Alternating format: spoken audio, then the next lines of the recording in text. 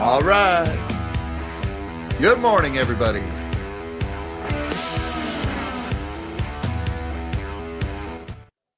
Good morning, all you magnificent melonheads of the world, and happy Tuesday, everybody. Today is March 18th, 2025. And the top story this morning is all out of China. We got three kind of big ones coming out of China this morning, all tech-related, AI and EVs, bubbly kind of things, but they're all seem to be targeting U.S. Mag 7 names, and it almost has an economic warfare vibe about it. It's just the feeling I'm getting, the inclination. I'm learning to trust these things, but we got three stories in particular. The first one is Baidu. They came out late yesterday with another new AI large language model. Once again, this one is going to be released for free, and it is going to be open source. And in case you guys haven't noticed, the large language model, the AI space, it is becoming highly, highly commoditized. I mean, these things are now a dime a dozen. They're basically .coms. They're AI.coms. And every day there's another one. Every day another stock flies through the roof. They all have one thing in common. None of them make money. That's the one thing they all have in common. Not virtually, all of them. There is literally no profitable AI company anywhere on earth at the moment. And nobody's even close. As these companies grow, their unprofitability grows with it. They burn more and more money. So Baidu's giving it away for free. Why are they giving it away for free? What do they have to gain by giving it away for free? Okay, maybe they're collecting more data. That's arguable, or maybe the whole point is China realizes the U.S. stock market is teetering on a cliff, and with just a little nudge, you could push it over the edge, and, well, that would do a whole lot of damage to the United States, more than any missile or bomb could ever do, wouldn't it? And, well, Silicon Valley and Wall Street have created this vulnerability. Of course, China is going to exploit it. So we've got a new free open source AI model. And then we have this company called Zeekr that I've never heard of. It's a Chinese EV company, and they have come out with they're calling it driver assistance. It's basically full self-drive, and they are giving that away for free. Clearly a shot at Tesla going on right there, because Tesla has been promising full self-drive for a long time now. It's almost there. It's closer than it's ever been. But again, why give it away for free when they could charge for it? They don't need to give it away for free, but it does do a lot of damage to Tesla if they do. And by the way, guys, Tesla, I've talked about this for a while. Like, regardless of your political inclination, you got to read the writing on the wall. Tesla is dead money right now. I don't know if you noticed, a certain demographic, a certain side of the political spectrum is not really getting along very well with Mr. Musk right now, and don't want to drive his cars. Not only do they not want to drive his cars, they don't want anyone else to drive his cars. They're spitting on them, vandalizing them, blowing them up, firebombing the dealerships. Yeah, that's a thing. By the way, imagine the hysteria in the mainstream press if conservatives were firebombing Tesla dealerships 4 years ago, what they would have said versus what they're not saying right now. Allegedly, allegations of the appearance of maybe little bitty arson attacks. It's amazing how we soften the language when a certain demographic is involved. That's funny. But regardless of your feelings on that, recognize what it is, guys. Republicans ain't going to buy Teslas in droves and electric vehicles because climate. Tesla's in big trouble here. They're going to have to pull some kind of rabbit out of the hat. I don't know if it's going to be Optimus Prime or if it's going to be quantum computing, or maybe Elon's going to invent time travel. And by next year, we will be able to go to the past, which, don't worry, even if we could go to the past, maybe we'd be here by now and we'd be, yep, hi, I'm from the future. We invented time travel. Buy my stock. And at Silicon Valley and Wall Street, they would just gobble that shit up, and they'd bid that stock up anyway. But the point is, guys, Tesla has problems here, and today's headlines are not going to make them any better. And there's another one. There's BYD. BYD is out. Now, this one I'm highly skeptical of. Mish and I talked about this one for a lot this morning, just kind of gaming out the physics of it. BYD has come out with a 5-minute, 400-mile electric vehicle charge. They're claiming these are EV rapid chargers, which, by the way, that's basically charge your EV in the same amount of time it takes you to fill up your tank with gas. All right. Now, that is an awful lot of power in a very short amount of time, or an awful lot of energy in a short amount of time. In other words, a lot of power, energy per unit of time. They're saying it's 1 megawatt of charging power going into these batteries for 5 minutes.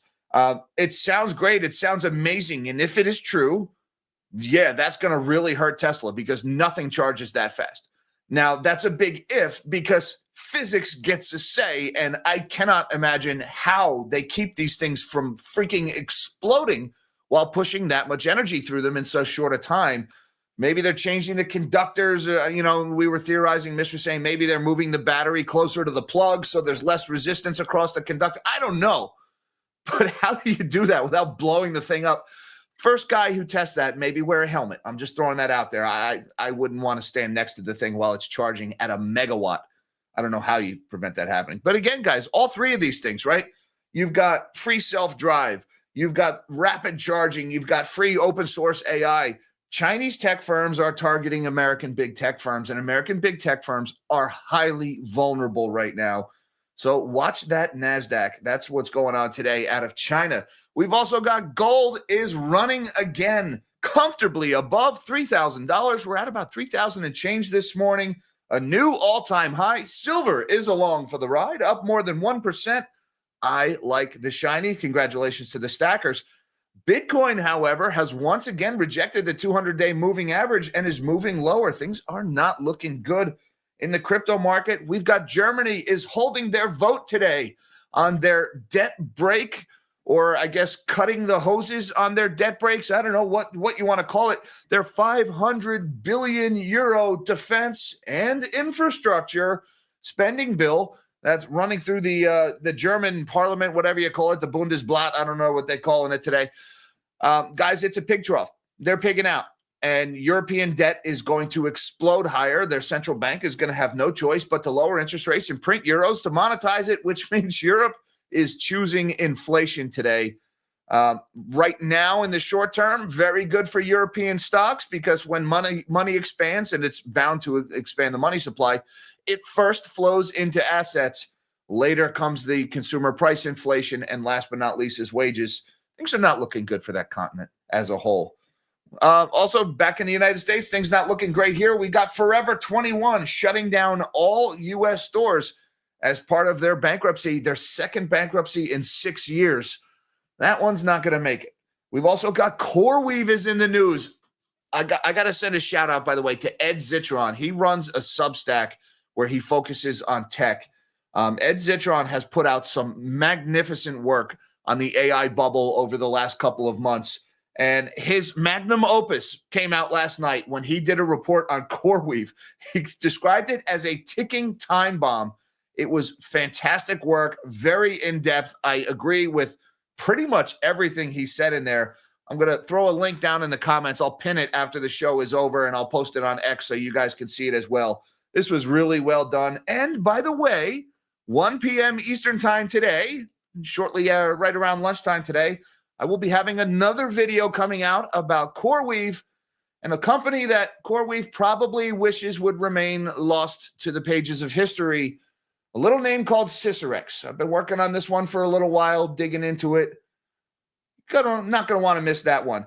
Turns out things don't go so well for retail traders when they buy what CoreWeave is selling. Amazing, right?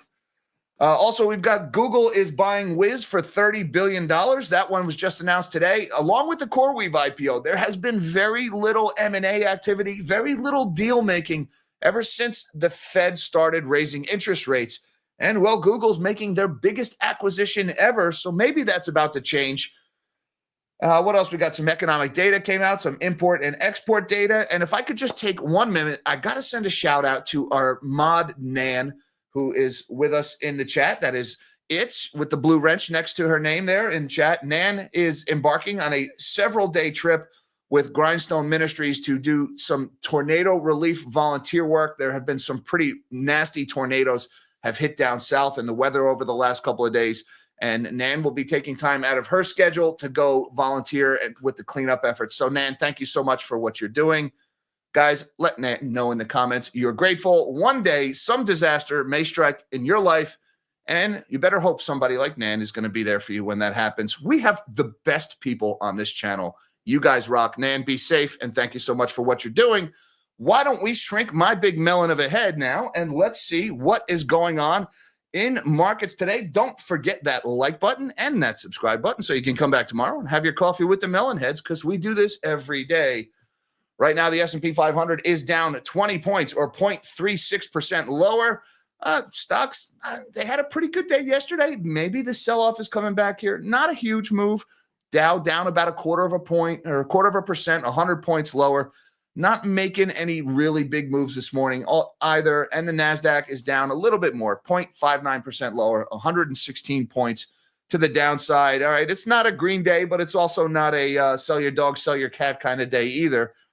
Meanwhile, the DXY, it's been bouncing around a little bit today, a little bit higher by 9 basis points, 103.50, kind of in the mid-range where it's been for the last couple of days. Looking over at the bond market, we've got yields are mostly higher, albeit not very much. The 30-year, 4.618, that's up by about 2 points. The 10-year's at 4.322, up by 1.5 points. The 2-year, 4.052, that's actually saying it's down by a fraction of a point.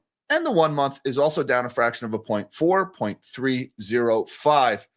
Now, let's look over at the commodities board. Check out gold this morning. Up again, spot gold, $3,034.20. New record, $32 higher, almost $33 higher, 1.1%. You know, guys, I was just saying yesterday how I think gold is probably going to spend a couple of days struggling to break through the 3,000 mark, how that was a big psychological barrier. Well, so much for that. Me and my big mouth, I just had to send gold higher. Maybe I should just start saying gold is going to head lower and send this thing to the moon for you guys. I don't know, but gold looking pretty good this morning. Silver is along for the ride as well. $34.10 for spot silver. That's up a quarter, about 0.75%. I like the shiny. Copper is up by about 0.2%. Platinum is up 0.1%. Palladium up 0.7%. And crude oil is up by 0.85% here. May WTI futures are at 67.94. That's up another 57 cents this morning. So we got green across the board in the commodities here. Also, shout out to my buddy Frog Capital at Frog News on X. He posted this one this morning. Good that prices are falling. Generally, large price increases really hurt demand. Possible Easter may bring some of it back. He's talking about the price of eggs here. Check that one out. Eggs have fallen pretty rapidly since the beginning of March. I don't know that falling is really the word here. I mean, they are just taking the elevator down, right? What do they say? The stairs up and the elevator down. The average price of a dozen eggs in the U.S. has gone from more than $8 a dozen down to $3.45 over a span of a little more than 2 weeks. Fantastic news for your grocery bill. You know, look, guys, this may just become a regular thing, this avian flu.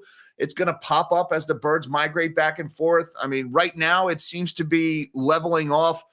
A chicken from the time it's born will be laying eggs, I don't know, maybe about 8 weeks. So, you know, if you do have these massive cullings, you can bounce back the chicken population in pretty short order.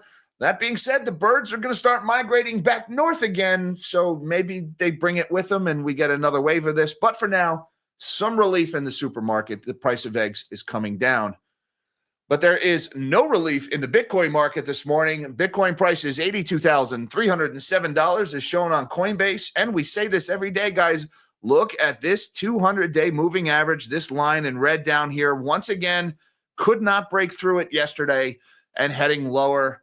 Bitcoin is on the brink of a technical breakdown. All right, let's talk about what's going on in China here. First story, Baidu shares jump 10%.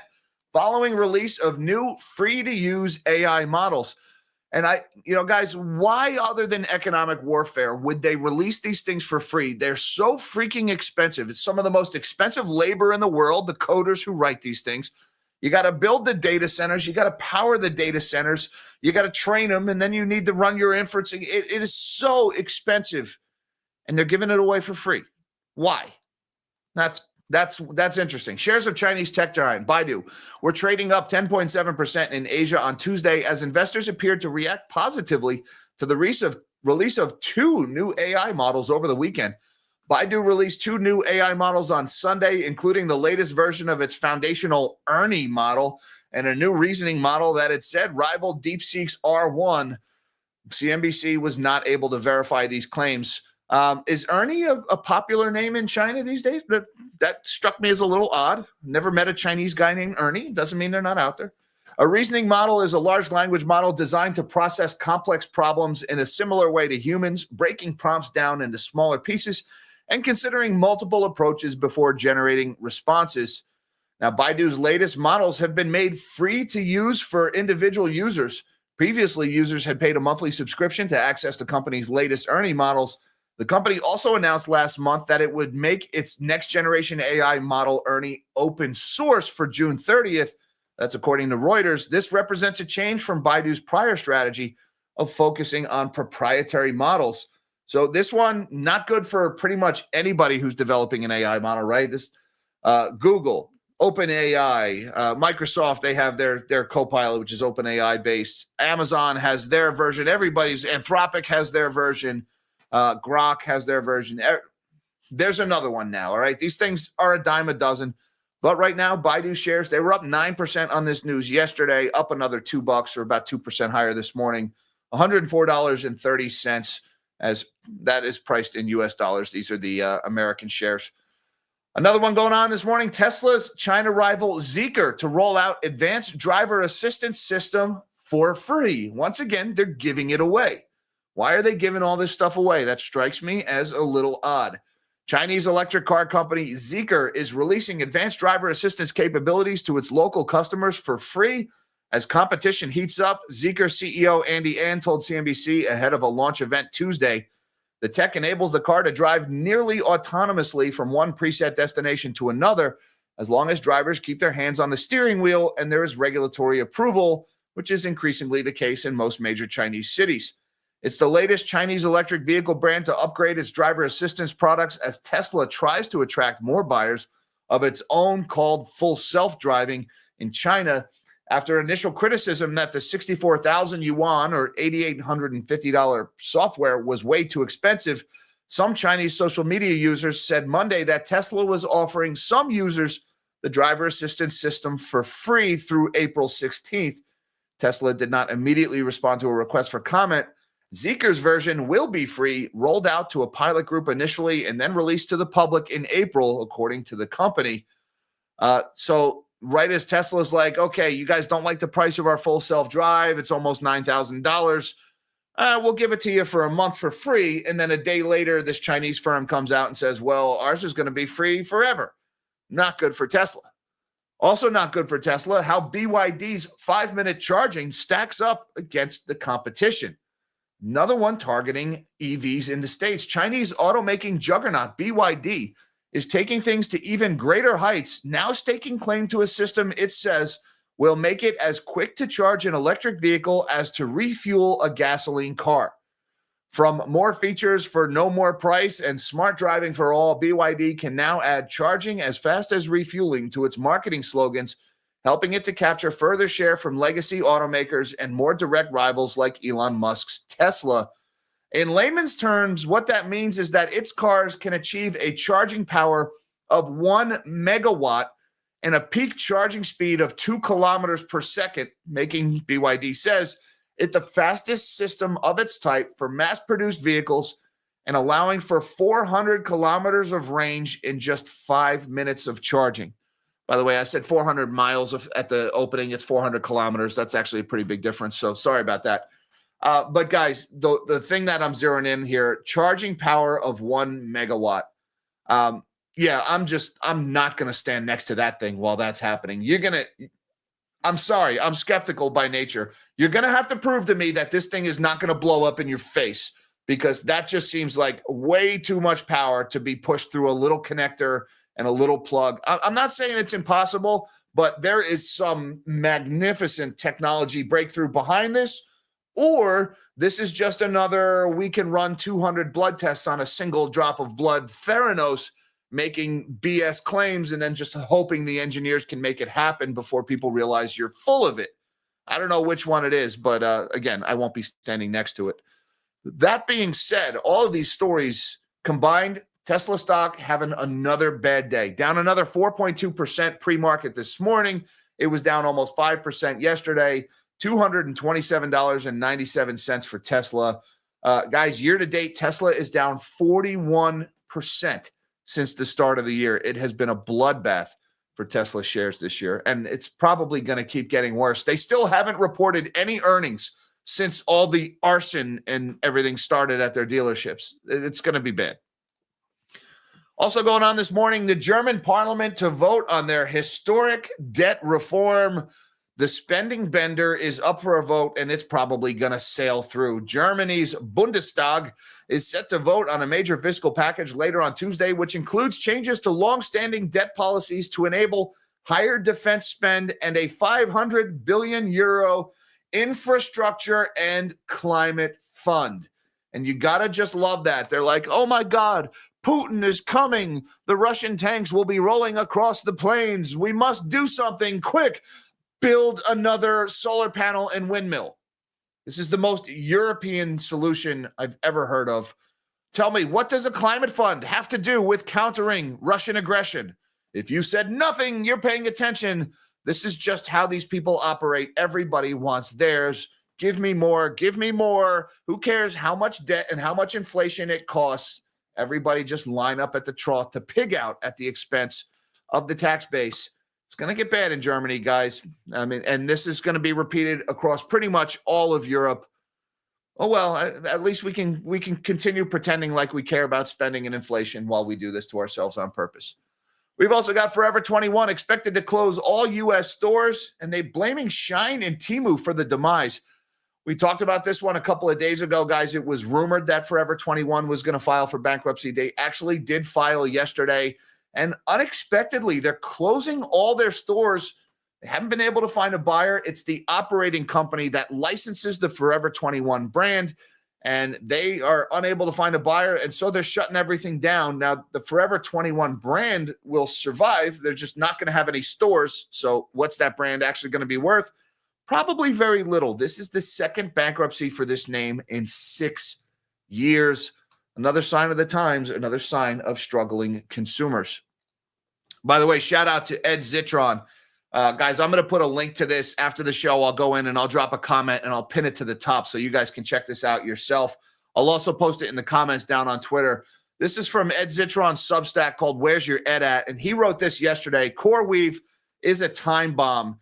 And I was cheering out loud as I read this thing. It is a long read, guys. This thing is like a novella of, oh my God, I double dog dare you to buy this IPO. This company is so hosed. It's basically what I've been saying all along. They're nowhere near profitable. They're getting worse. They owe billions of dollars. They've borrowed that against depreciating assets, GPUs that are now 2 or 3 years old. A lot of them are broken down already, which means their debt service costs are going up as their collateral goes down in value. A lot of that debt service cost hasn't even kicked in yet. It does start kicking in October of next year. This company is so bad. And how bad is it? Well, stick around until about 1 p.m. Eastern time today. I got another video coming out about CoreWeave. This is a story that it's been flying below the radar. Nobody has caught this one. This company called Cicerex from back in 2021. You're going to want to watch what happened back then. And then just consider what that IPO is going to look like based on what happened at this company. These guys, well, let me just say, vindication is at hand. I mean, everybody, there's a lot of people who are out there saying I was crazy, I was a conspiracy nut, I was a rando. Don't listen to this guy, just buy stock endlessly. And well, those people have a lot of egg on their face. But yeah, eggs are getting cheaper. So there's that going for you. Congratulations, Stacey Raskin. You won't have to pay so much for the egg that will be on your face eventually. Also, Google in fresh talks to buy cybersecurity startup Wiz for $30 billion. Now, this one's kind of surprising because, look, the deal space, there just hasn't been that many mergers and acquisitions over the last couple of years. There haven't been many IPOs either. A lot of people are blaming the higher interest rate environment for that. It's basically saying that the Fed killed the IPO market. It's why so many people are so focused on this CoreWeave IPO. It's the biggest one in years. It's essentially the only one in years. There have been some smaller IPOs, but nothing even close to the valuation of CoreWeave.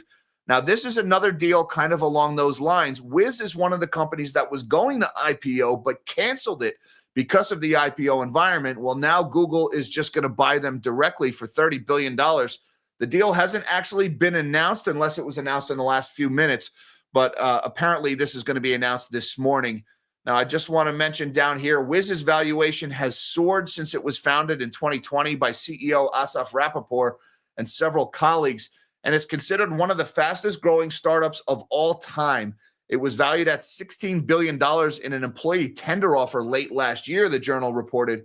The company is backed by prominent Silicon Valley venture capitalists, including Sequoia Capital, Andreessen Horowitz, Index Ventures, and Green Oaks. In an email to employees last July, Wiz's Rappaport said the company would be aiming for an IPO, but the IPO markets have remained quiet in the past year, and Wiz has since resumed deal conversations with several parties, including, according to people familiar with the matter. There's Mr. Rappaport. That guy's not creepy looking at all. Geez. Anyways, guys, this could be a sign of more mergers and acquisitions, of more deals about to be made. I don't really know a lot about Wiz, about what they do. They're saying cybersecurity. Maybe it's another Palantir AI kind of name. But a deal of this size, the biggest one in Google's history, may be a sign that deal-making activity is about to thaw. We also got some economic data that came out this morning. We'll go through these pretty quick. Import prices year over year increased 2% in February. That is up slightly more than the 1.9% in January. So look, import prices, guys, I would mention that this includes gold. We have been importing a lot of gold since the start of the year because of the tariff talk, because of all the metal flowing from London back into the U.S. That has blown out our trade balance, and it's probably contributing to this data here. On a month-over-month, import prices in the United States rose 0.4% in February. That matches the 0.4% we saw in January. Once again, I think gold contributing to that. Now, on export prices, export prices in the U.S. decreased to 2.1% in February from 2.7% in January. That's your year-over-year number. And on a month-over-month basis, export prices decreased to 0.1%. That means they went up by 0.1%, but they went up less than the 1.3% we had in January. Now, guys, the takeaway here, import prices are rising faster than export prices are. That means the U.S. trade balance is getting bigger. That means U.S. GDP is getting smaller. So this data will contribute to some of the recession talk, although I agree the U.S. is arguably in a recession, and they have been since 2022, and that it's getting worse. That being said, the reason why the numbers are blowing out is because gold is flowing back into the United States, and I don't think that is a bad thing, even though it looks terrible in the statistics. Having gold within your borders is good, especially when fiat currencies are being just absolutely emaciated around the world. We also got some housing data this morning. Housing starts in the United States increased to 1,500 and 1,000 in February. Look, we had a big dip in January. We're back up to pretty much where we were in December. Housing starts are elevated based on where they were for most of last year. But if we zoom out, say 10 years on this chart, you can see housing starts pretty low compared to where we were earlier in this decade. And we've got building permits in the United States fell by 0.6% to a seasonally adjusted annualized rate of 1.473 million. Again, that is now 4 consecutive months of a slowdown in building permits. So we got a little bit of housing data this morning to go along with all of our Chinese tech names. And I just want to say thank you so much to Mr. Dan Hedin. What's going on, Dan? He says the Green Coalition is burning EVs. Are they largely peaceful burnings of EVs? I mean, I was told this is the party of joy.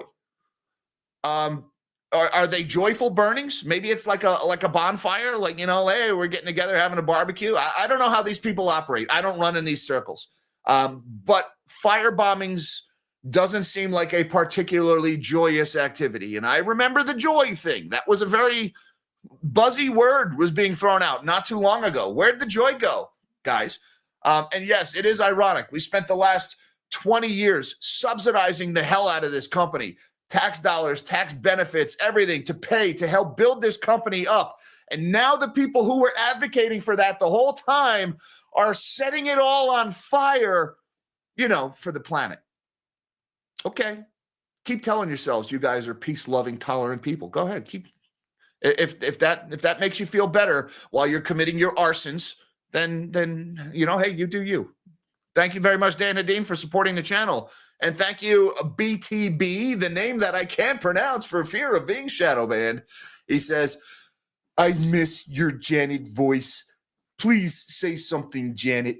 Well, I would say, as I'm sitting here in retirement, that I think it's kind of hilarious that my predecessor, Scott Bessent, now has to somehow term out all of the debt that I borrowed short-term when I should have been borrowing long-term debt at zero interest rate. But I wanted to inflate the currency away, and so I issued a bunch of T-bills instead of 30-year Treasury bonds at nothing percent. And now Scott Bessent has to figure out how to roll over all that short-term debt into long-term debt. And the best way to do that is to crash the stock market, causing a flight to safety where people will buy bonds to avoid losing money, and then he'll be able to term out the U.S. debt. Oh, wow. So, Secretary Yellen, what you're saying then is that Secretary Bessent is going to crash the stock market on purpose in order to save the bond market that you left a minefield when you left office? I'm not saying that, Jack. You're saying that. All right. Well, thank you. Thank you for that commentary, Secretary Yellen. I hope you're enjoying your retirement. I hope you're collecting a lot of speaking fees in exchange for services previously rendered. And BTB, thank you, sir, for supporting the channel. Chuck G, what's going on, Charles? He says, doesn't the TikTok ban allow President Trump to keep Chinese companies out of the U.S.? Did the TikTok ban, is that a thing? Did they actually enact it, or did, the judge from the circuit court of whatever just say, you know what, I decided you can't do that? Or there was negotiations going on. Somebody was going to try to buy it. I don't know where the TikTok ban landed. Look, I don't like TikTok. I don't like the Chinese Communist Party. I don't use TikTok. I'm not in favor of the ban, though. Should the government ban? Stop there. No, they shouldn't. All right. If the government needs to ban something, it's probably because the government created conditions where that thing can thrive to begin with. That being said, keep Chinese companies out of the U.S. All these things that we're talking about, like this AI breakthrough, this battery, and this, what was the other one? The full self-drive. These are things that are going to take market share from companies like Tesla in other parts of the world. So even if they don't sell here in the United States, even if we do put some kind of China ban in place, it's not going to help Tesla in Europe. It's not going to help Tesla in South America. It's not going to help Tesla in Africa. And Tesla needs those markets. So I don't necessarily think a Chinese ban is enough to stop this from happening. Thank you very much, Charles, for supporting the channel. And conductor of the partial claim gravy train. Nice name. Tell me you saw that video with Melody and John Comiskey without actually telling me about the FHA, the partial claim gravy train. I like that. Say that 10 times fast. Have you considered the effects of the double whammy that is the partial claim scam? Not only would housing prices fall, but all of that helicopter money is no longer able to chase assets upward. I like the way you think, Mr. Conductor, Mr. Casey Jones, if you will. I'm going to have riding that train stuck in my head all day now. I did mention that in the video somewhat, not that specifically. But all these people who are being allowed to not make their mortgage payments, like that one guy, the guy who went 57 months without paying his mortgage, or the other guy in the $1 million house that's gone 2.5 years without paying his mortgage. That's a lot of money. You're talking 6 figures of money that is now out doing something else. It's out taking vacations, or it's buying stocks, or it's buying crypto, or it's buying something, right? It's driving up the price of other things higher. So you're right to point out the double whammy of this foreclosure ban that the FHA has basically put into effect, because not only is it keeping home prices elevated, but it's also contributing to asset price inflation, which is making the rich richer, and it's contributing to consumer price inflation, which is making the poor poorer because of their standard of living going down. And so while they're telling us this foreclosure ban by the FHA, it's this COVID era empathy, and we're trying to help the poor program, the people it is victimizing most are the people it's claiming to be helping. and it's creating an entirely new class of grifter who are living in magnificent homes for free at the expense of somebody else. You are absolutely right to point that out, Mr. Gravy Train. Guys, check out that video I did with Melody Wright and John Comiskey. It will make your blood boil. I got so many messages from people who are just furious about that. And all I can say, guys, is you're right to be angry. That is some straight up BS. Thank you very much, Conductor, for supporting the channel. Nashville Pasta Man, what's going on, brother? He says, me trying to figure out how to short an IPO. I'm not going to do that. IPOs are notoriously volatile. And the one thing I would point out, Pasta Man, about this IPO, don't underestimate the people who want this company to succeed and what dirtbags they are. There was a story last week. There was a couple of stories that all suggested Microsoft was canceling contracts with CoreWeave. All right. Now, Microsoft is 62% of CoreWeave's revenue last year. So without Microsoft, CoreWeave is dead. All right. Now, within a few days of those stories, we find out the CoreWeave IPO is on life support. It may not happen now. They might end up pulling it. And wouldn't you know it, magically, OpenAI comes out and says, aha, we are going to sign a contract for $12 billion of data center rentals with CoreWeave. Now, keep in mind here, OpenAI doesn't have $12 billion. OpenAI loses money, and OpenAI needs to raise more capital to survive because they lose money so fast. If the CoreWeave IPO flops, if it fails, how is OpenAI going to raise money? How are they going to go to their investors and say, give me billions more at a $350 billion valuation if the biggest AI IPO ever flops? Well, they can't. And so OpenAI is saying, here's this contract for $12 billion to CoreWeave. So CoreWeave can say, see, our IPO might still survive. Then maybe the CoreWeave IPO happens. And then maybe OpenAI can actually borrow that $12 billion or raise it through capital raise and then pay the contract. It is all one big round trip that is dependent on an endless flow of investor capital to keep that wheel turning.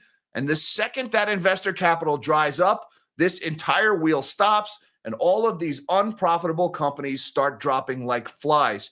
And that is why this CoreWeave IPO is so important. If retail doesn't buy these bags, that investor capital is going to stop flowing and all these companies are going to go under. So watch that CoreWeave IPO, guys. That is so important. And stick around for 1 p.m. Eastern time today. You are not going to want to miss this video about Sycorex and CoreWeave. Thank you so much, Nashville Pasta Man, for supporting the channel, sir. And thank you, Ed C., for becoming a Melonhead member. Welcome, Ed C. Is that the same Ed C? Is that where's your Ed at? I don't know if is that the same Ed C. But either way, welcome, Ed. And guys, as soon as this stream is over, I am going to put a link to that Ed Citron article about CoreWeave down in the description down below.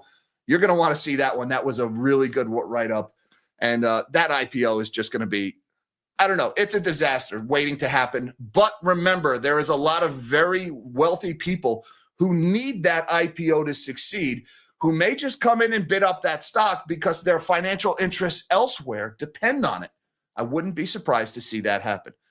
Thank you very much, Ed C., for becoming a member. And thank you, everybody, for having your coffee with the Melonheads this morning. Don't forget that like button and that subscribe button on the way out. Thank you, everybody, for the super chats and the generosity. I appreciate that very much. Same goes for you, my magnanimous Melonheads on Patreon and YouTube. You guys are awesome. Links down below, should you feel so inclined. I'll see you guys at 1 p.m. Eastern for that CoreWeave video. Hi, Mom. Hi, Dad. I love you guys. And until next time, live small and dream big.